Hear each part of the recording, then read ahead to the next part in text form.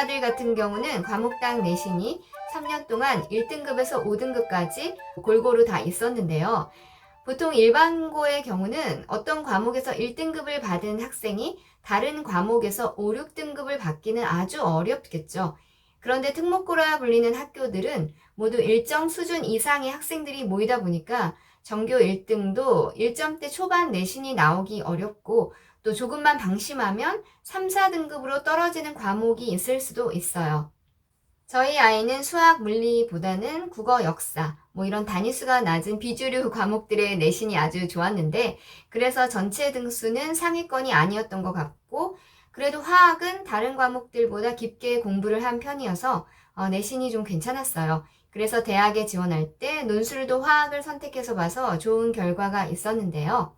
그래서 제가 과학고나 특목고를 지원하는 학생들에게 당부드리고 싶은 내용은 적어도 한두 과목에서 이 과목만큼은 내가 정말 자신 있고 잘할 수 있는 과목을 입학 전에 만들어 놓는 것이 좋은데 그 이유는 과학고는 일반고와 달리 진도가 아주 빠르고 배우는 양이 많아서 시험 범위도 훨씬 많아요. 조기 진학이라는 게 있어서 2학년 1학기까지 고등과정의 공부를 모두 끝내고 심지어 그 이상의 범위까지도 배우는데요. 그리고 어렵기까지 해서 그 많은 양의 어려운 내용을 시험 때 다 공부를 하려면 아무래도 선행도 많이 해놓고 또 그 중에서도 자신 있는 과목이 있어야 좀 여유가 있을 거예요. 또 자신만의 강점이 있는 과목이 있다면 과학고에 입학한 후에 비교과 활동이나 과제 연구의 소재를 찾는데도 유리하고 계열 적합성, 자신의 전공이나 진로를 설정하기도 더 쉬울 거예요.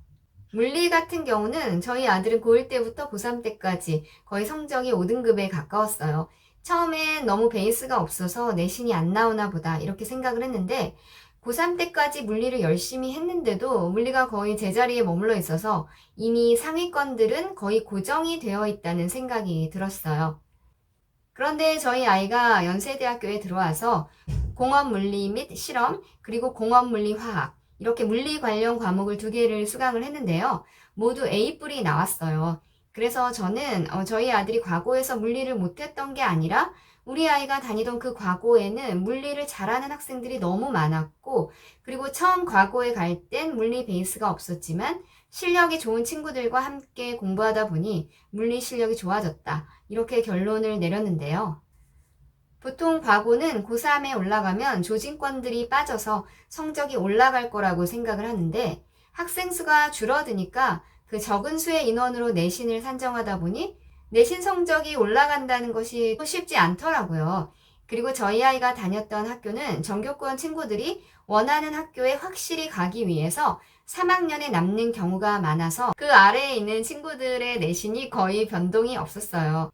물론 그 중에서도 아주 열심히 하는 친구들은 성적이 오르는 친구들도 소수 있어요. 그런데 그렇게 내신에서 상향 곡선을 그리는 친구들은 내신 총합이 그렇게 높지 않아도 확실히 대학 입시에서 결과가 아주 좋았어요. 과학고의 경우 대학 입시에서 수학, 과학 외에 다른 과목은 버리지만 않을 정도로 내신을 유지해야 한다. 적어도 5등급 아래는 내려가지 말아야 한다. 요즘은 카이스트에서도 영어 과목 내신을 많이 본다. 이렇게 입시 관계자들이나 선생님들이 말씀을 하시곤 하는데요. 저희 아이가 졸업한 학교는 과고인데도 영어 시험이 쉽지 않았어요. 저는 제가 하고 있는 일 때문에 주변에 영어 선생님들이 참 많은데요. 대치동 내신을 담당하는 영어 선생님께 저희 아들이 다니는 학교의 시험지를 보여드린 적이 있는데 물론 모든 시험은 한 번은 쉬우면 한 번은 어렵고 이런 식으로 패턴이 반복되는 경우가 많은데 시험이 어렵게 나왔을 당시에 그 과학고의 영어 시험지를 보신 선생님이 강남권에서 영어가 가장 어렵다는 학교와 비교했을 때 결코 쉽지 않다. 특히 단어와 문법이 어렵다. 이런 평가를 해주셨는데요. 저희 아이가 졸업한 과학고는 교과서 외의 지문을 네이처지 같은 곳에서 발췌를 해서 그렇게 수업을 하는 경우가 있어서 단어 수준이 어렵게 나왔던 것 같아요. 그리고 과학고 학생들은 수학, 과학을 내신을 준비하느라고 국어나 영어 내신 공부에는 시간을 많이 할애하지 못하는 경우가 많아요. 물론 최상위권들은 안 그렇겠지만 저희 아들의 경우는 영어 내신 공부도 내신 때 많이 할 수 없었고 성적이 중간 정도 나왔는데요. 그런데도 수능에서는 영어 성적이 1등급이 나왔는데 저희 아이가 수능을 본 그 해에 영어 1등급은 전국에서 시험을 치른 응시생의 5.3% 정도였어요. 그래서 저는 과고나 특목고에서 영어 내신이 중간 정도 나와도 결코 그 학생들이 영어를 못하는 학생들이 아니고 또 절대 그 과목의 내신을 버렸기 때문이 아니라고, 또 그만큼 잘하는 학생들이 많다라는 걸 알려드리고 싶어요. 국어의 경우도 영어와 마찬가지로 과학고에서는 비주류 과목이고 또 단위수도 적어서 학생들이 시험때를 제외하면 거의 공부를 안 하는데요. 저희 아들 같은 경우도 국어는 거의 기본 실력으로 시험을 봤다고 했어요. 저희 아들은 독서가 취미이고 또 고등학교 때도 독서 토론반 회장을 할 정도로 책을 좋아하는 학생이라서 문학 파트를 배우는 고2 때는 교과상을 받아왔고요. 또 문법이 주류가 되는 학기에는 5등급도 받아왔어요. 제가 이전 영상에서도 말씀드렸다시피 보통 과학과 학생들은 수능을 준비하지 않고 수능을 거의 보지 않는데요. 가끔 자신의 내신으로 갈 수 있는 학교보다 좀 더 높은 학교를 지원하려는 학생들은 수능을 보기도 해요. 저희 아들은 평가원 모의고사에서 국어, 영어 성적이 항상 잘 나와서 특기자 전형 외에도 논술도 준비해서 수능을 봤어요. 그리고 역대 가장 어렵다고 악명이 높았던 그 국어 수능에서 역시 1등급이 나왔는데요. 물론 수능과 내신은 별개라고 볼 수 있지만 친한 언니 이런 사실들로 미뤄볼 때 과학고에서 국어나 영어 이 내신이 상위권이 아니라고 해도 그 실력이 낮다고는 절대 볼 수 없는 것 같아요. 잠시 과학과 상관없는 수능 이야기를 좀 더 해보자면 저희 아들은 고3 1학기까지 내신 준비만 하다가 고3 여름방학 이후부터 한 2달 정도 수능을 준비했는데요. 혼자서 평가원 기출을 푼 과목도 있고 수학, 과학 같은 경우는 주말에 집에 오면 대치동의 학원 수업을 들었어요.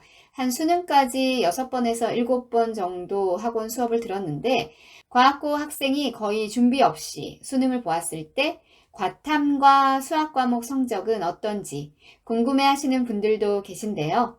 저희 아들은 과학고에서 3년 동안 화학과 생물 경시대회에서 작은 상 정도는 항상 탔었고 본인도 화학과 생명과학 과목을 가장 좋아했었는데요. 생명과학 같은 경우는 외울 것이 많아서 수능에서 하지 않겠다고 했고 그래서 비교적 시간을 좀 짧게 투자해도 될 것 같은 화원과 지원을 과탐 과목으로 선택했어요. 화학 같은 경우는 저희 아들의 이야기를 들어보면 짧은 시간에 수능 유형의 문제를 기계적으로 빨리 푸는 연습을 하는 것이 고득점에 도움이 될 거라고 했고 지학도 꼼꼼하게 외워야 할 그런 부분까지 다 구석구석 공부를 해야 점수가 잘 나올 것 같다고 했어요. 저희 아들은 과탐 그 과목은 2과목 다 2등급이 나왔는데요. 과탐 같은 경우는 고3 학생들이 그 첫 해에 2과목 다 1등급을 받는 것이 좀 어렵고 재수할 때 가장 점수를 올리기 쉬운 과목이라고 하는 걸 보면 수능 과탐은 진짜 시간을 좀 많이 투자해서 수능 유형의 문제를 빨리 푸는 스킬을 기르는 것이 점수가 잘 나오는 비법인 것 같아요. 수학은 확률 통계같이 좀 예전에 배웠던 부분은 거의 다 잊어버려서 수능 준비를 하면서 부족하거나 좀 잊어버린 부분 열심히 공부했어요. 그랬더니 역시나 1등급이 나와서 수능 수학은 과학고 학생들에게 별로 문제가 되지는 않는다고 생각했어요. 결론적으로 과학고에서 내신을 잘 받기는 이렇게 상당히 어려운데 대학 입시에서의 과고의 프리미엄은 예전과 같지 않은 것 같아요.